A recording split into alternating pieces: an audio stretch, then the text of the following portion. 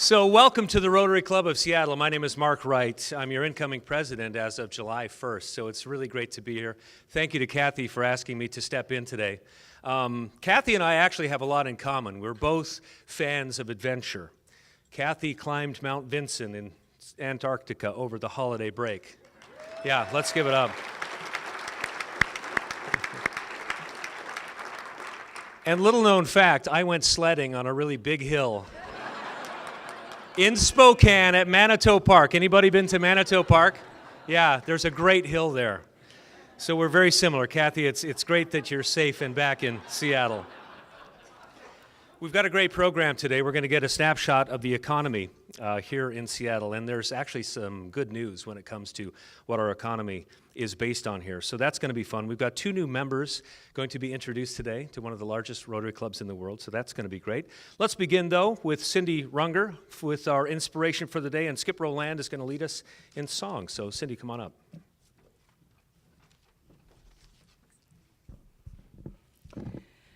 So many of us are looking at the 2017 road ahead with hope and with some angst. Are we facing crisis or opportunity? I don't know, maybe our guest speaker, Chris, will enlighten us. What I do know is that we are not alone in this journey. As we step into the unknown, we step together as a Rotary family.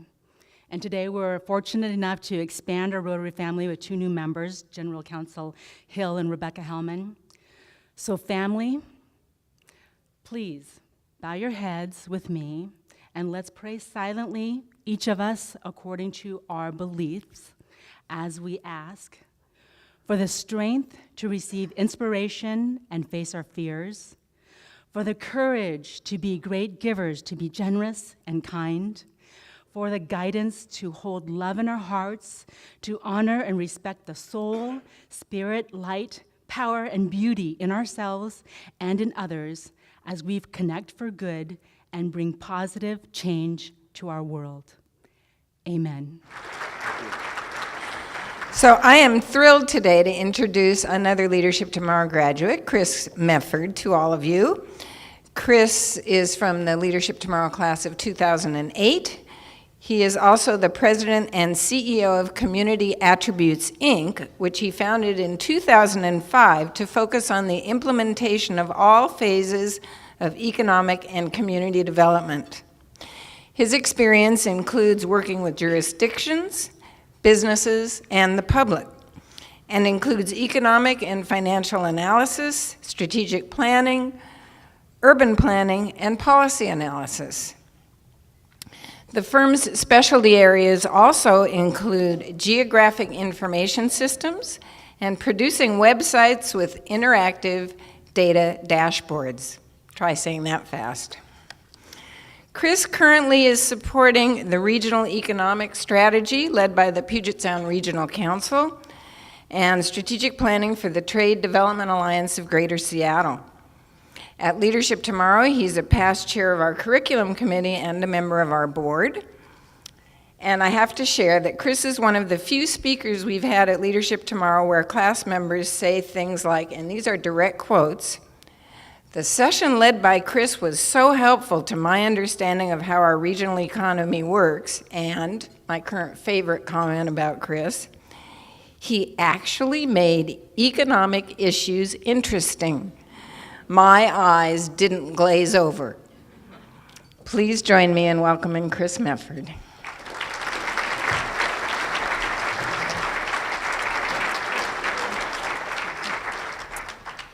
Thank you. Thank you for the warm reception and the warm introduction. And thank you, Jan. It's a real privilege and honor to be here at your Rotary 4 luncheon and to be introduced by Jan on Leadership Tomorrow. So much important to me in just what I've just said to you already.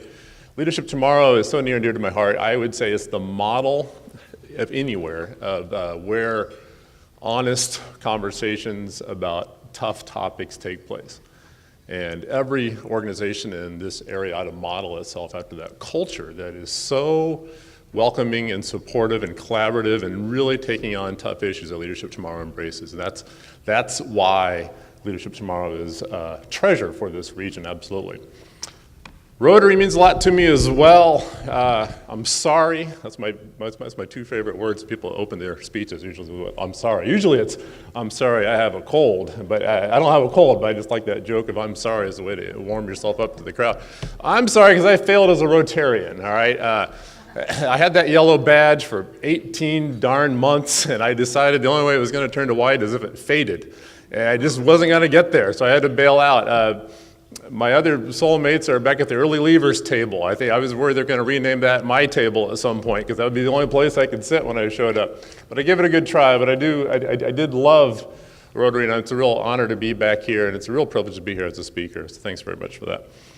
I hope I can live up to the accolades and engage you on the economy. I'll try to keep it simple and blow through a lot of data.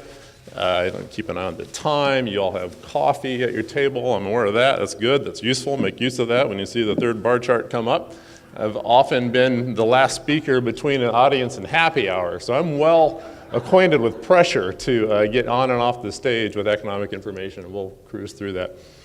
My company engages in a broad range of things that I'm very proud of. We've got about 25 employees. I think Alexandra, one of my colleagues, is here in the audience somewhere as well, right? Alexandra joined me. Hi, Alexandra, with her parents, right? Oh, they're with you as well. That's how we found Alexandra at Community Attributes, is through very productive use of my Rotary membership for those 18 months to get Alexandra to join my company. We do a broad range of things I'm very proud of. We do a lot of work with the Bill and Melinda Gates Foundation as well. We've been the data branch for all things libraries. We're involved in some really great regional conversations, including the Seattle Region Partnership, in addition to the ones that Jan mentioned, focus on the middle income jobs conversations happening. A lot of my clients are here in the audience, so you all can spot me and check me on information as we keep talking about this. I appreciated, Burr, your words of encouragement at the beginning. I think it was, I feel for you, quote unquote, was your send off to the podium for me this morning, so thank you. So as we go, I just hope to have a good, warm conversation with you all about what's happening in our economy. And I speak a lot, so I know a few of you have seen me speak. I'm trying to choose a few storylines to keep it fresh, and then next week I'll be speaking at the EDC Economic Forecasting Conference with more of a lens on forecasts and more of the nuts and bolts economic forecast content. This afternoon, I'm going to just cover these three topics, and I'm going to ad lib a little bit with some stuff that's not on the agenda, because I know there's important topics that are near and dear to our heart we need to think about in this context. But I want to start off with focusing on that we are a statewide economy. I started giving a lot of these talks with Leadership Tomorrow about 10 years ago or so, not quite that long, when some of the leaders said, you know, what is the economy? We have people in Leadership Tomorrow. At that time it was a class of about 80 people who come here to come to Leadership Tomorrow with environmental planning and basic needs and health and wellness careers, and they haven't had to think about economics as a discipline since they were in college, right? So we needed to level set things to say, what is it? What is an economy? And that topic is near and dear to my heart, just to level set in an audience. And I want to focus on that we are a statewide economy. And I want to think about the data as to why we need to understand what's the geographic reach of our economy. What's not on these slides that I want you to think about is the fiscal construct in the state of Washington, right? So let's think about where we get our money in Washington state. I'm going to come back to that 2 or 3 times about how we pay for services that are needed, that we all enjoy on a daily basis and are needed to support the quality of life, which I'm going to hit on quite a lot. It's critical because so much of our statewide resources, so much of our resources locally, right down to your neighborhood and your home and your school, are dependent on statewide policy, right? What happens in Spokane with health services and WSU versus UW medical schools is critical to Seattle public schools, as an example, right? These things are linked. When we go down to Olympia and have conversations about state policies, they affect the whole state, and we need to understand that connection of economics transactions that set that context. Let's build it up just to get a little bit of a handle on what we mean by the statewide economy. I'm using jobs as a measure of, as a proxy for where economic activity happens. There are limitations to that, and we need to talk about that as we go a little bit to understand the economic linkages in central Washington and eastern Washington that go beyond just where jobs are worked. But 41% of all Washington jobs are here in King County. That's a huge chunk. That's both a center of gravity for a statewide economy and a position of responsibility for King County businesses and residents to own those relationships to Central Washington and every corner of Washington State as well. This is where a lot of the economy happens. When you think regionally, you quickly add in King and Snohomish County, of course, and already when you do that, you're at 58% of statewide jobs. So that center of gravity is enormous, and I'm sure if I were a resident in Spokane, it would infuriate me that all I hear about all the time is what's happening up and down the I-5 corridor, as folks call it, or Eastern Washington. When I do work in Eastern Washington and Central Washington, it always cracks me up when they refer to Seattle as the coast, right? That was a term I didn't know until I started working over there to the coast. What the coast is? It's Forks. That's where the coast is. Just because I live near Green Lake, you don't call the shore of Green Lake a coast. That's just, what are we talking about here? But anyway, that's different places refer back to each other in different ways. Then you go a little bit further regionally, and I've got some data to link these a little bit further just for appreciation. And already you're over 2/3 of the jobs within what you more or less call the Puget Sound regional economy. And in Spokane, a major economic hub, and you're at 76%. Then you have the jobs in Central Washington, including 50,000 farm jobs that are diffused up and down from the north to south. And what's missing on this slide, I apologize, a complete just a technical error, are the jobs in Vancouver, Washington, another 170,000 jobs, which brings you up to 89%. So at that point, you've more or less got your mind around the geographic reach of our statewide economy. What is it we're talking about? Which is why I set that stage about property taxes and tax structure, that what happens in different corners of the states are important because it comes back to us. I did some analysis for Leadership Tomorrow a few years ago that showed roughly 2/3 to 80% of the general fund in Washington State are driven by two main drivers. One is the value of homes in the form of property taxes and other taxes that are really property taxes in disguise, like excise tax. When we trade real estate excise tax, is driven by the value of that property. And two is the sales tax, right? So you put those together, and that's it. Those are our main sources. There are other critical important sources as well, but when I say sales tax, I lump in things like the gas tax, right? So yeah, that's an expenditure, that's a consumer or a business consumption that drives tax. And that concerns me. It's a lot of reliance on those two things, and there's a lot of challenges. When Tim Eyman's initiative years and years ago, his flagship initiative 747, limited the amount of tax revenues we get from home values, that shifts burdens more onto the sales tax. A lot of that's gathered at the state level, which means if you're a local economic development person, sales tax is really about the only thing you can influence.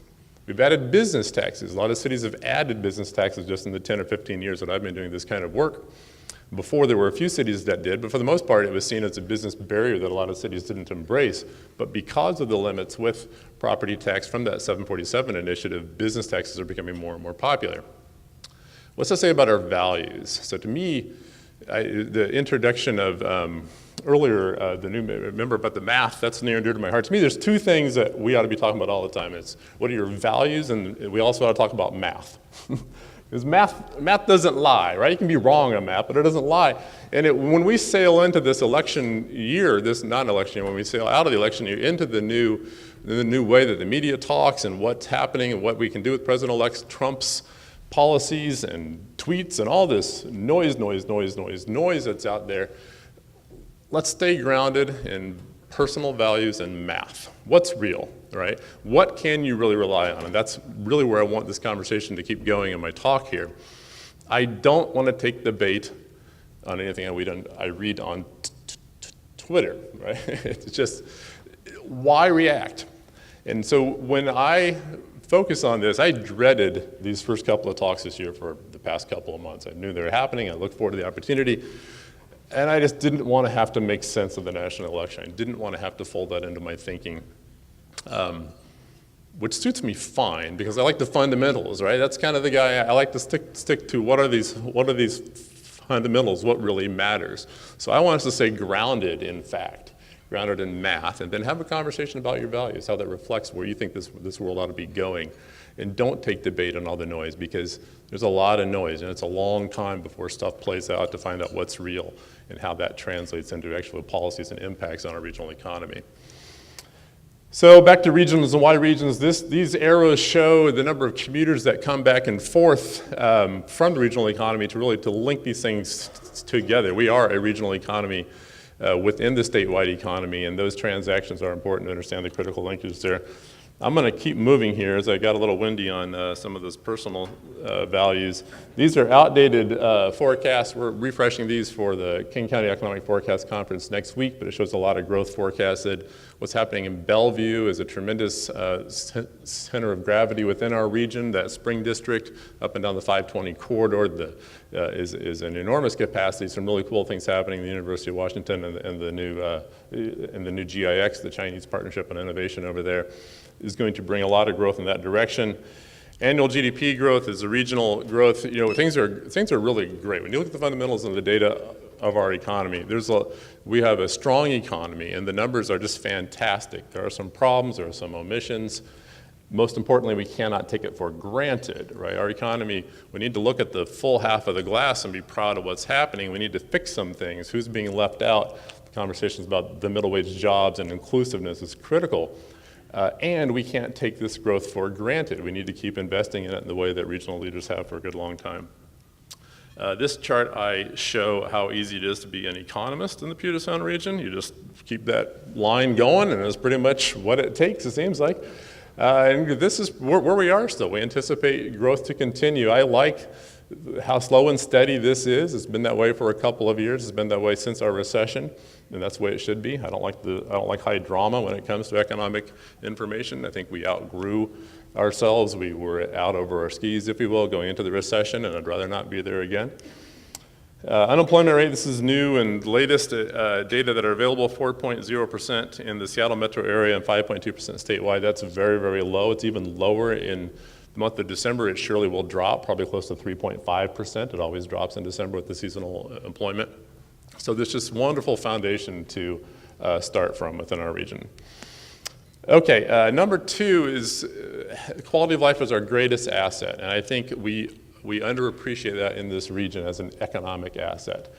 And this gets into economic development. I know my friend Dave from the port's here, a lot of economic development practitioners in the room. This is my personal view on what counts as economic development, and we need to start with quality of life. Right? Lay that foundation of quality of life to say that's our greatest economic asset. You want to be a good place to work, be a good place to live first.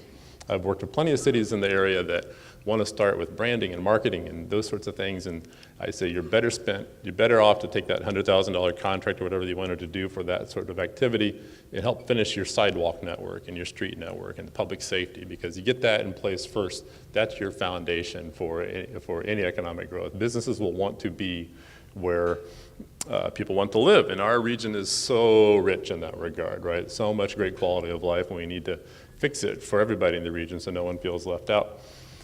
Then you can get into the workforce and support and take care of what you've got and work with the businesses that are there to make that business climate the best it can be so that those businesses can sustain and continue to be an employer. And then, not necessarily chronologically in that order, but think of it ideologically, that foundation. Then you can talk about marketing and recruitment and sort of the icing on the cake, if you will, to how to get the word out of what a great place it is to be and live, to create that awareness for companies to come here. And that's where we are as a region. We're really at that point. We need to be doing that more. There's a lot of global stage that we're on for the first time that we need to get that word out more. More about quality of life and people. This just shows the ups and downs. Mark and I were talking before, that blue line used to be much more volatile, tied directly to the ups and downs of aerospace. 60s, 70s, 80s, and 90s. The half of the decade would be the decline from Boeing layoffs, and all the jobs in the region would fall with it, and Boeing would ramp back up, and all the jobs would come. But in the 90s, Microsoft really diversified our economy and helped to weather those ups and downs of the aerospace cycle. And so since then, we've enjoyed more diversity of the economy tied to other global forces and not totally dependent on Boeing. But Boeing and Microsoft, to be clear, by company name, deserve the credit for this regional economy. And we're glad that Amazon and other major employers are doing well.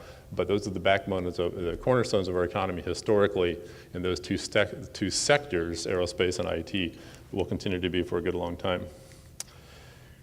People come with that. The city of Seattle's growth is profound. If you take annexations out, some of the historic growth, then the city of Seattle has grown far beyond what other regions have seen with their central cities, and that's something special to our region as well. When other parts of the country had a lot of suburbanization going on, this region, a lot of your colleagues, a lot of the people in this room, helped to invest in things like the Pike Place Market explicitly to keep downtown vibrant and active, to keep that central core city an anchor of this region. That's what's one of the things that's special about this region. Housing is a big deal. I'm not going to have enough time to go into affordable housing. If you want to talk about that in Q&A, that's certainly one of the things that needs to be addressed and always to be good stewards in that regard. Income, we have a lot of income inequality issues in this region, just like we do in the nation. And that needs to be addressed. There are some great efforts underway that I'm a part of as well. We can talk about the middle income jobs, which are really critical for us to continue to pay attention to. It's a placement issue in this region. It's not a job creation issue. The economy is doing all that can be asked of it in creating jobs. We have a placement issue. And to help people move from the lower rungs of the ladder to the middle rungs of the ladder is where those levers need to be placed. And we can talk more about that in Q&A if you'd like. Okay, finally, trade import or decline. It's been a while since I've trotted out these slides, but these are near and dear to my heart. If you build up a model of the economy and start with just businesses and households of who's trading with what, you've got jobs and income. You add in other parts of our economy with governments and banks so that you know how to pay for services and things that need to be held out for capital financing. Eventually you get to the point where you have a closed system, and the only way you can grow that system, there are only two ways you can grow an economy, and that is either through trade or through importing capital. And I think that's critical. Back to my point of view of understanding facts and the fundamentals, when you hear the national media and the news going and all the bad talk about trade, there are short-term issues that you can tweak, and there are tricks and gimmicks about how to deal with that. But fundamentally, trade and importing capital are the only two ways to grow this system. And we need to keep paying close attention to that. We have 40% of our jobs in this area that are tied to trade, and we need to continue to be stewards of those global forces. Exports are important. You need to separate aerospace all the time. Boeing airplanes are expensive, and they dwarf the data. The different industries move on different cycles. China is aerospace's largest trading partner, and therefore it's our region's largest trading partner. You take aerospace out of that conversation, China drops to 2 or 3. They're still super important, but you always need to talk about non-aerospace economies to understand what's going on outside of aerospace within our regional economy. Finally, I'm just going to blow through a few of the key sectors, those 4 sectors that are shown there on the chart in the orange bubbles. Those circles are sized based on how many jobs are in each of these sectors. The higher those circles are on the chart, the more that our economy specializes in those. And the further out to the right shows what their growth forecasts are in the coming years for the jobs. We talked a little bit about aerospace. We can get into aerospace is all over this state, and that needs to be appreciated as well. Revenues are growing. Interesting things happening with Boeing. We can talk about as well are how revenues have grown even while jobs have not grown, but the impact of jobs in our economy have grown with those revenues. So the business-to-business spending, employee spending continues to grow our economy.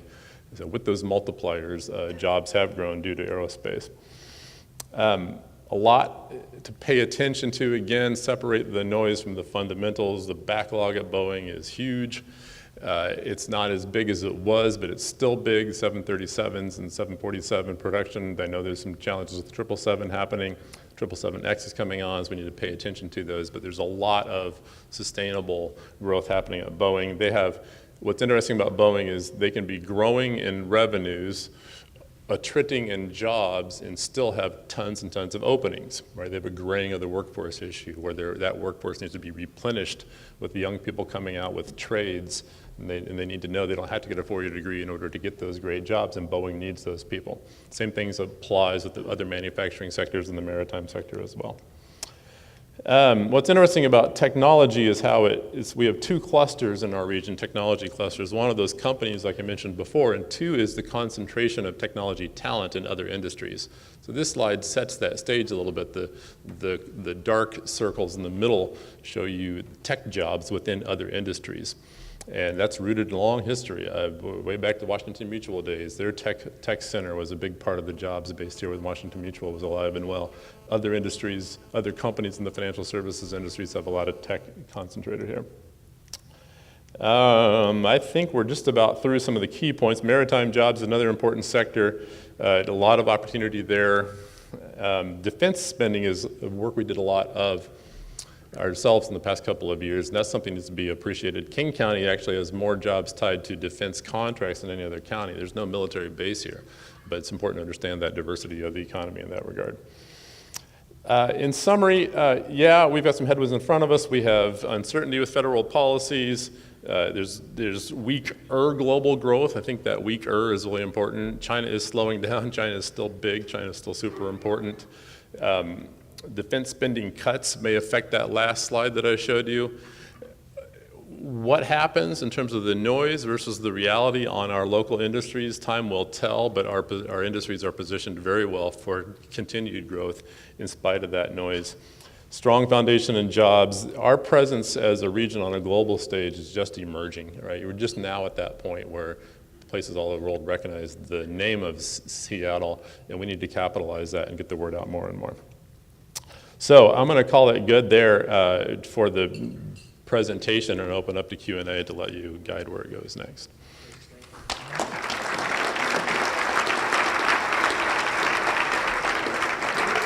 Okay, we've got time for just a couple of questions. Let's start over there, Skip Roland, or Faith next, yeah. Thank you. Excellent presentation, I loved it. Your presentation covered my Rotary dues for the year. Good. Let me ask you this. Yeah. Who has responsibility for correcting the income inequalities? The leadership that designs it or the followers that follow? Thank you. Absolutely. I have pointed opinions and I have smarter answers, right? So my smarter answer is it's everybody. Sorry. All right. Yeah, we good? Okay. The mic higher. My responsible answer is everybody, right? It needs to be appreciated as an economic problem. And economists, I think, have been lousy about talking about it as an economic problem. It's been framed as a humanitarian issue, which is important, but it's equally important and maybe more responsible for economists to step up and understand that our regional productivity depends on steady career paths. What's the motivation? The despair that sets in if you can't move from a low-income job to a middle-income job needs to be understood as an economic issue. If you don't have time to take out of your low-income job to get the training you need to move into the middle-income job, that's a challenge. And that's a thin spot and a vulnerability in our economy. My more pointed opinions, it really comes down to employers paying more. And I think that's really important. You know, when you get to those executive pay levels, they need to value pay at the middle. And do you get something in return for that? Absolutely. But I think not enough burden is placed on that position. Pay more. One more question. Faith? Yes. Chris? Thanks so much for your... Oh, sorry about that. We scooped you. Okay. My question relates to education, and you talked about the high number of people coming to this region for good jobs. Right. Are we doing enough in our education to have some of our homegrown people enjoy that opportunity? Thank you. I appreciate that question. And clearly the answer is no, we're not doing enough on education, right? There's just no way you can answer the question any other than that. I do think, however, that the way I orient to that issue is that we need to be proud that we are an economy on a global stage. We need to be proud that we import talent. Every gathering you've been to like this, you raise your hand of who moved here from elsewhere in the country, and myself included. I moved here in 1994. I believe, on the one hand, I believe it's our greatest asset that we're a place that people want to move to talented, educated, ambitious people move here. And that is something that we shouldn't shy away from. We need to celebrate that. We need to nurture that. We need to let it grow. We need to recognize, therefore, and then that our local kids, our local adults are competing in a global workforce for local jobs. And we need to help them be competitive. And you can hold those both up at the same time and have a vibrant global economy here in our region and help those opportunities realize. The middle income jobs, people are not recruiting those elsewhere. In the manufacturing sectors, those trades jobs, they're not going outside of this region and trying to get people to move here. People are moving here already, and then they're hiring them, right? So we need workforce and training institutions to help people that are here to compete for those jobs. And that's, I think, where that lever needs to be placed. Education's a whole different thing. We can talk alternate about that. It goes back to funding, I believe, fully, and the dysfunction of our state fiscal system, and it's an embarrassment. Yeah, thank you. Thanks very much. Len, sorry. Chris Mefford, thank you so much. And now for a little inspiration, our mountain climber is back. Kathy, come on back up.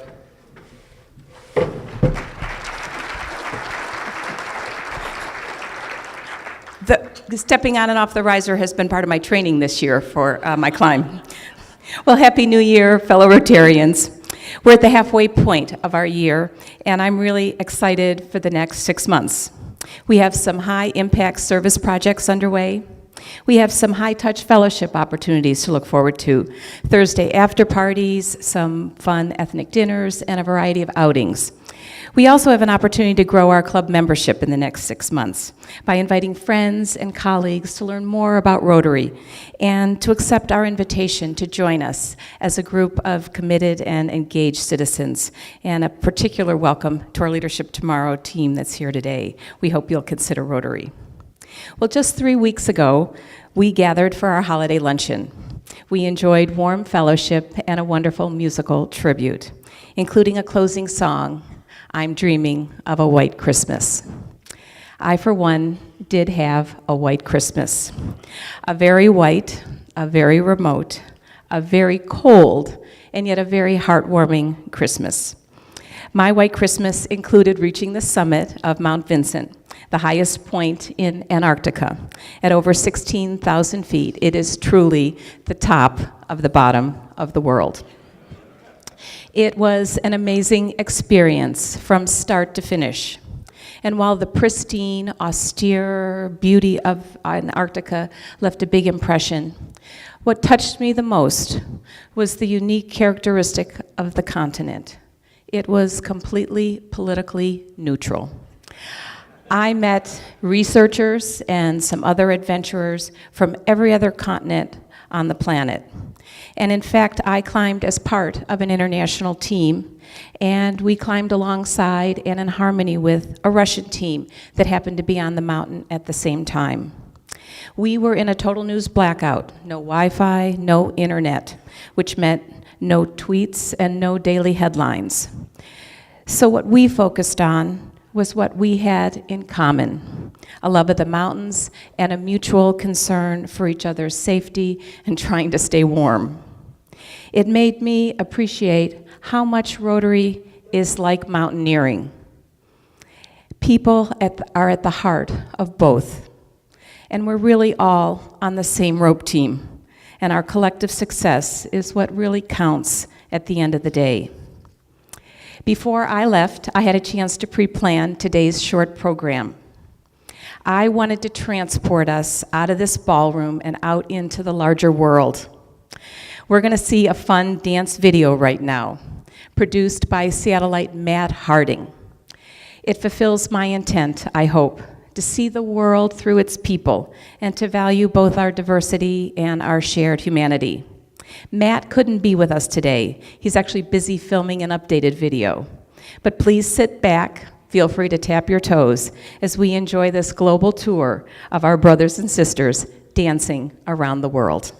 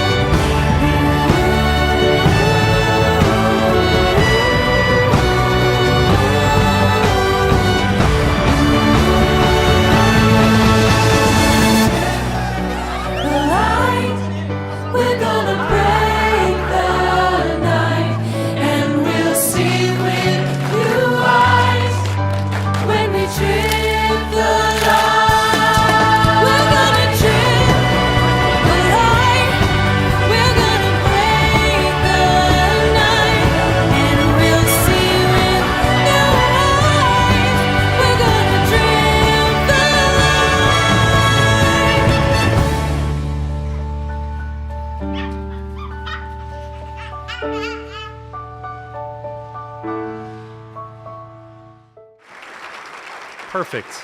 Kathy, thank you. Perfect way to end our first meeting of this new year. At this point, I'd like to have James and Rebecca, our newest members, go to the back doors and greet folks. It's our tradition as we leave today. That's it for the meeting today. I want to draw just a couple of points. The after party tomorrow, Elephant and Castle, beginning at 5 o'clock in the afternoon. Next week, you don't want to miss this. It's a good meeting to invite a guest to. Rotary International President John Germ is going to be with us, and Corinne and I and Ezra and Steve Crane had a chance to have dinner with him about a month ago here in Seattle. They were meeting the polio team at the Gates Foundation. He's an amazing guy. I learned a lot from him, and I know that you're going to be inspired. That's next week, John Germ. So until next week, thank you so much. Have a great rest of your week, and we'll see you next Wednesday.